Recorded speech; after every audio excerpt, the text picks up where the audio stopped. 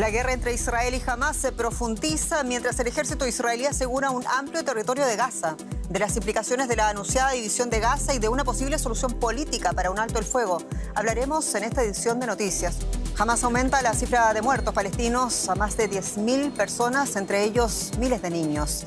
Israel anunció el asesinato de uno de los líderes de los atentados terroristas del 7 de octubre en su territorio.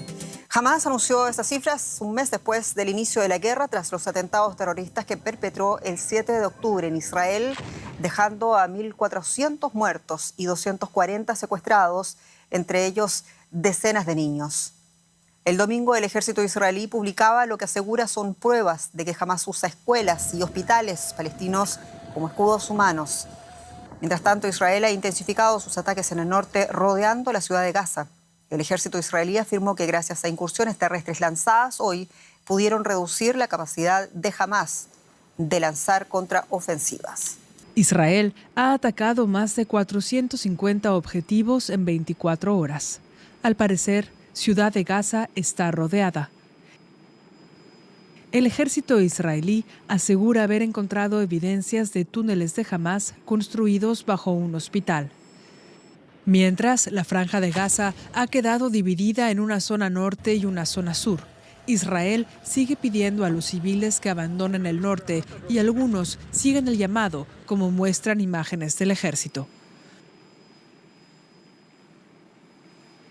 Entre tanto, en el sur la precariedad es enorme. Tras una reunión hoy con su homólogo turco en Ankara, el secretario estadounidense de Estado, Antony Blinken, aseguró que su país trabaja para remediar esa escasez. El ejército israelí trata de avanzar en su invasión gradual y para ello destruye los túneles que se encuentran en su camino. Son claves para la estrategia de Hamás. Esto cuando el primer ministro israelí, Benjamin Netanyahu, se opuso al alto el fuego. Seguimos con todas nuestras fuerzas e Israel rechaza una tregua temporal que no incluya la liberación de nuestros rehenes.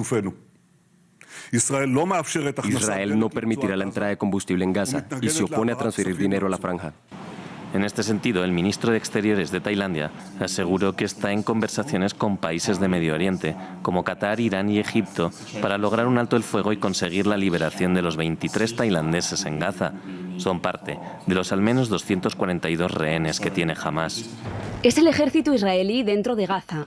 Un grupo de periodistas los acompaña y graban cómo es su vida sirviendo al país. Dicen, asegurándose de que no se repita el 7 de octubre. Cuentan que se están preparando para destruir túneles de Hamás. Hoy han encontrado 2. La invasión terrestre a Gaza comenzó la semana pasada y el ejército cifra en 2.500 los objetivos de Hamás atacados. Infraestructuras como depósitos, puestos de observación o centros de mando. Y subrayan, hacemos todo lo posible para distinguir entre población civil y Hamás. Pero los gazatíes no están de acuerdo. En el ataque a este campo de refugiados del centro de la franja han muerto unas 40 personas. Muchas habían llegado aquí huyendo del norte. Israel dio la orden a los civiles, se desplazaron y han cometido una masacre, explica Arafat. En la franja no hay lugar seguro. En la ciudad de Gaza los bombardeos se han producido muy cerca del hospital de Al-Quds y de la sede de la Media Luna Roja Palestina. La intensidad de los ataques ha hecho que los equipos de emergencia no hayan podido salir a atender a algunas víctimas.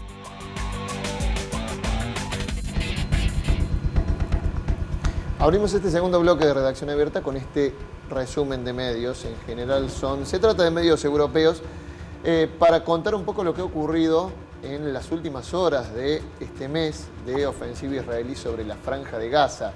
Ya se habla de más de 10.000 muertos en la Franja de Gaza, más de 1,5 millones de gazatíes desplazados forzosamente hacia el sur. Imágenes, la verdad que más que terribles. Y más que terribles, bueno, para nosotros que vemos las imágenes, lo que está viviendo esa población en Gaza, y por eso queríamos hacer un poco ese balance, o ver hasta dónde puede llegar esto, qué posibilidades hay de algún tipo de negociación, un alto el fuego, cumplido un mes. Quizá tomamos el número redondo de una manera arbitraria, pero en ese lugar están pasando cosas todos los días, y todos los días mueren niños, mueren adultos, mueren civiles, se incendian casas, se incendian hospitales, se bombardean. La verdad que es terrible, terrible lo que se está viviendo.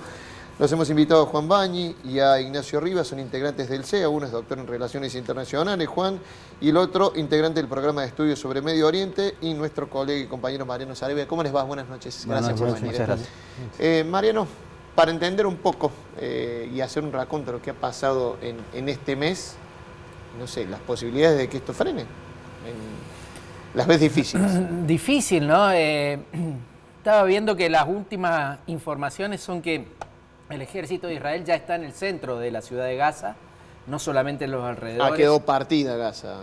La franja, sí, claro. quedó, pero en el centro de la ciudad está. Claro. Ya no, el informe quedó viejo, porque claro, esto es minuto a minuto. Ahí decía que está en las afueras, ya están en el centro. Y sí, a mí me sorprende, primero, la tosudez de Israel, de Netanyahu, ¿no es cierto?, de seguir hasta lo que él llama las últimas consecuencias, que habría que preguntar qué es. Quiere aniquilar toda una población. La misma ONU está denunciando crímenes de guerra. Hoy también Sudáfrica retira todos sus embajadores, todos sus diplomáticos, denuncia un genocidio. Muchos países, el mundo está denunciando un genocidio. Genocidio es también impedir la vida, es las deportaciones masivas de población, es un montón de cosas, no es solamente una cuestión de números. Claro. No es solamente una cuestión de número de muertos, digamos. No es una libreta de almacenero. Totalmente. Con lo cual, para mí, con todas las letras, sí se está cometiendo un genocidio porque hay un intento de aniquilar población civil. Pero también me llama la atención la tosudez de Hamás, ¿no es cierto?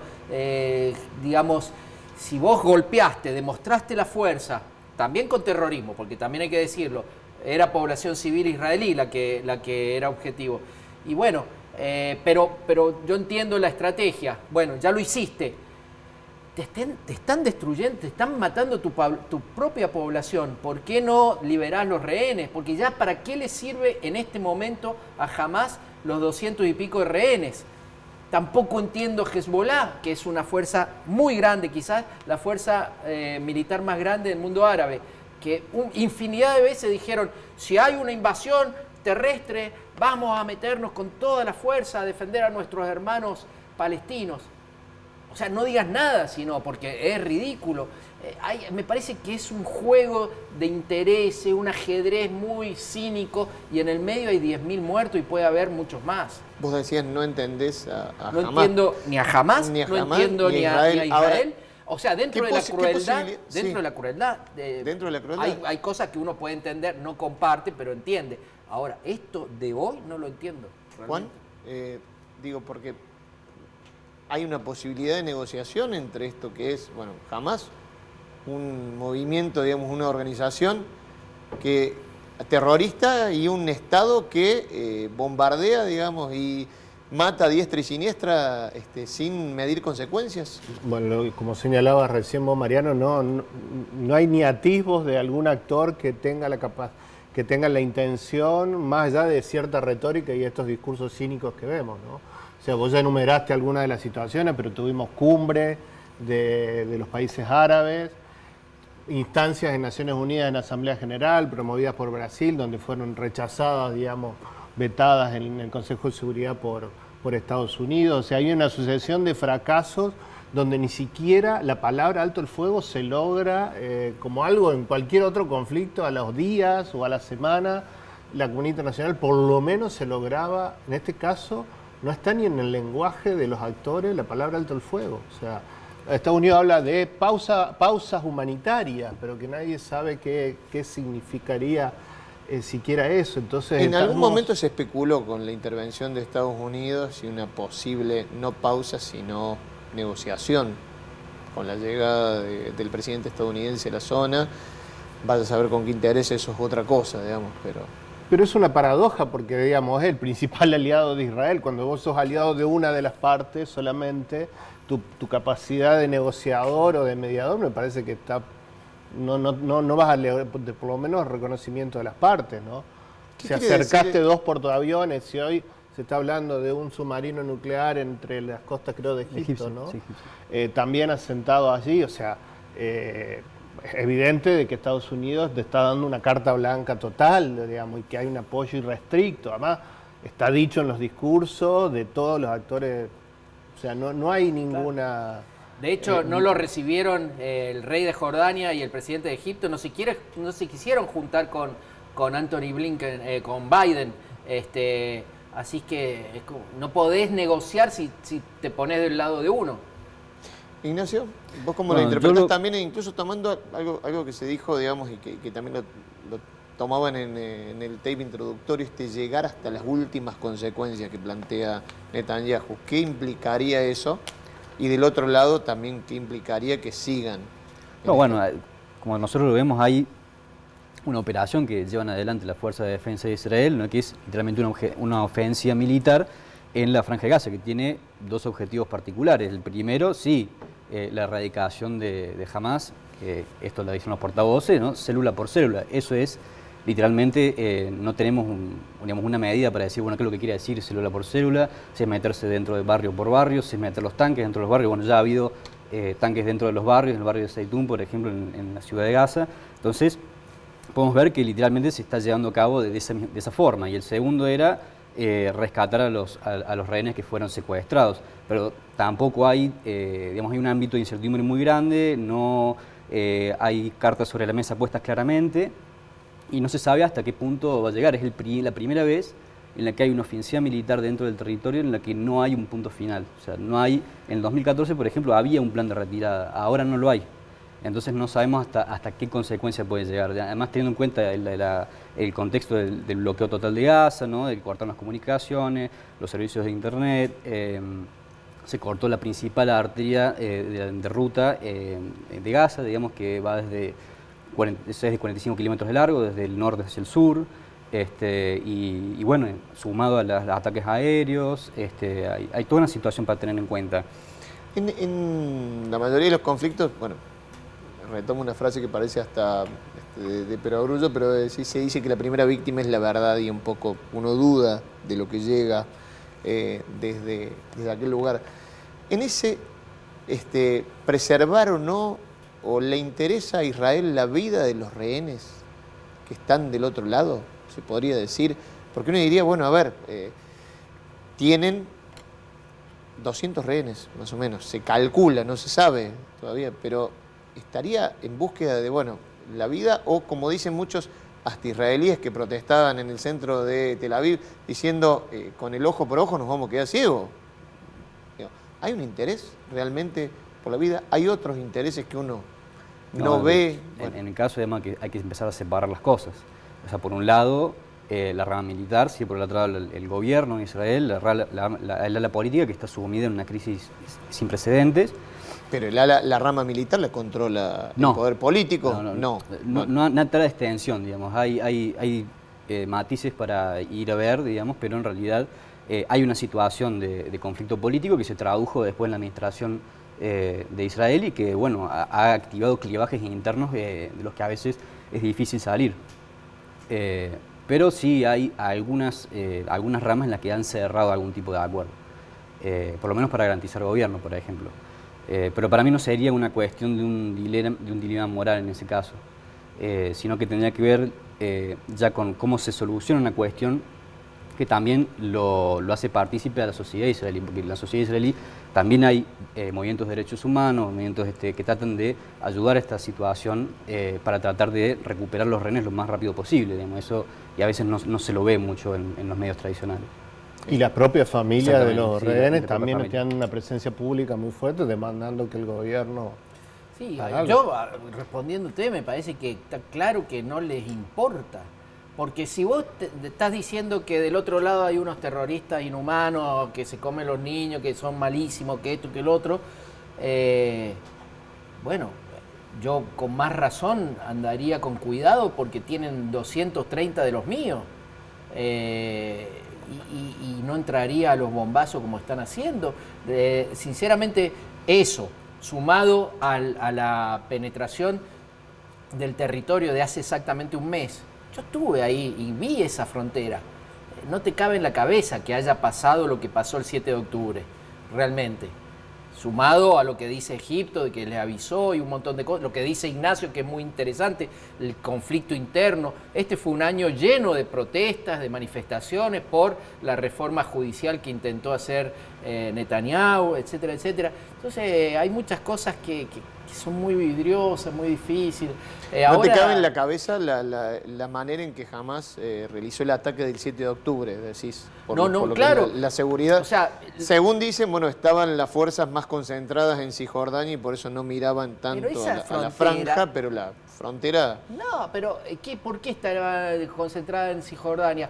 Sí, Cisjordania es un conflicto permanente, pero ahí gobierna Al-Fatah, con el cual negocian los israelíes permanentemente. De hecho, en Gaza y en Cisjordania un poquito va creciendo Hamás, porque acusan a Al-Fatah de ser muy blando con Israel, y además de la corrupción y un montón de cosas. Pero esa es un verso. Yo estuve en esa frontera y te aseguro, hay francotiradores, hay globos aerostáticos, miran todo el tiempo, hay radares. Yo conocí, estuve charlando con argentinos del ejército de Israel, de la Fuerza de Defensa, me decían, Mariano, nosotros vemos hasta una pelotita de golf en la franja, vemos todo. Y después vos ves la película de ciencia ficción de estos terroristas llegando a la delta en parapente y matando, o sea, fue verdad, pero ahí hay cosas muy raras, realmente. Y ahora dicen que se van a quedar, hoy acaban de decir que se van a quedar in eternum, que van a ocupar la franja. Eso les iba a preguntar. ¿Qué pasa con bueno, ese territorio que ahora está siendo bombardeado, Juan? Y, a ver, no te digo que haga futurología, pero estamos a 7 de noviembre, de acá a un mes nos vamos a volver a juntar para volver a analizar esto, desgraciadamente. Yo creo que sí, quizá no tengamos demasiadas novedades muy sustanciales. Digo, si no, siquiera, primero, no hablamos que no hay ni siquiera una perspectiva del alto del fuego. Y yo creo que tampoco Israel tiene un día después para todo esto. Digo, el día después, ¿qué es? La ocupación. Peor. Digo, esto es lo que hablábamos justamente antes, repasando la historia reciente de Israel, digo, todos estos sectores más ultra de Israel cuestionan, digamos, la retirada en el 2004-2005 de Sharon, ¿no? De como que retirarnos de Gaza fue un error. Entonces, bueno, ahora repetimos la historia y lo ocupamos nuevamente. Pero, digo, significa una ocupación mucho más concreta.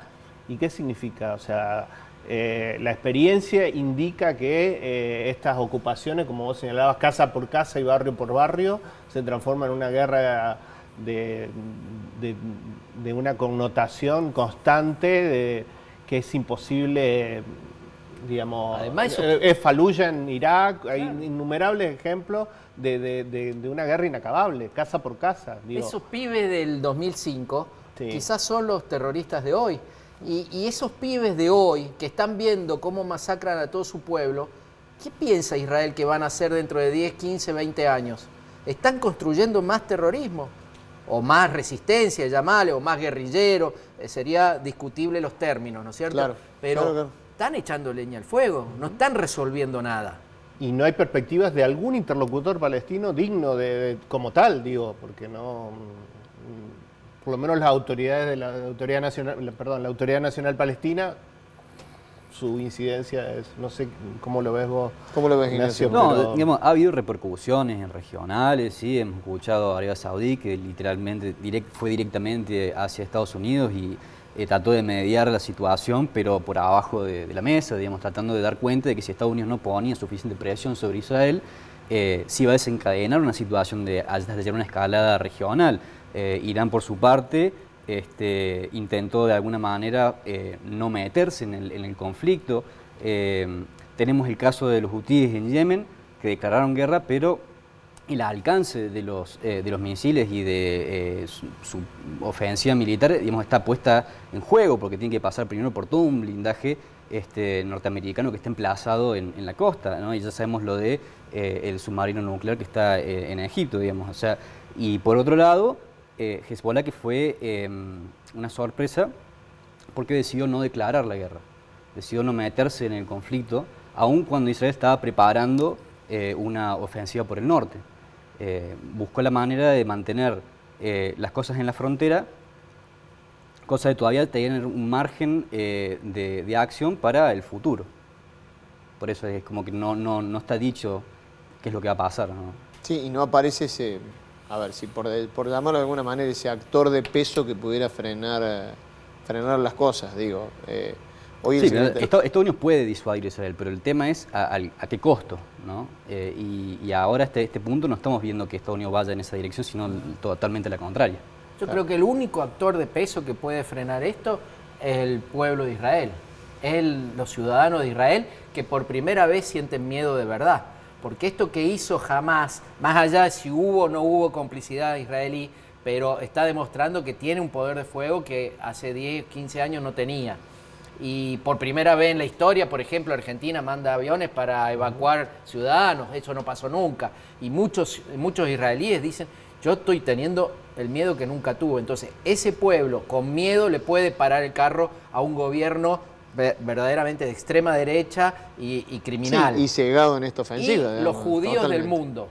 Y quiero dejar claro una cosa, se cae el chantaje de la derecha de la comunidad judía argentina y del Estado de Israel de que si vos criticás a Israel sos antisemita.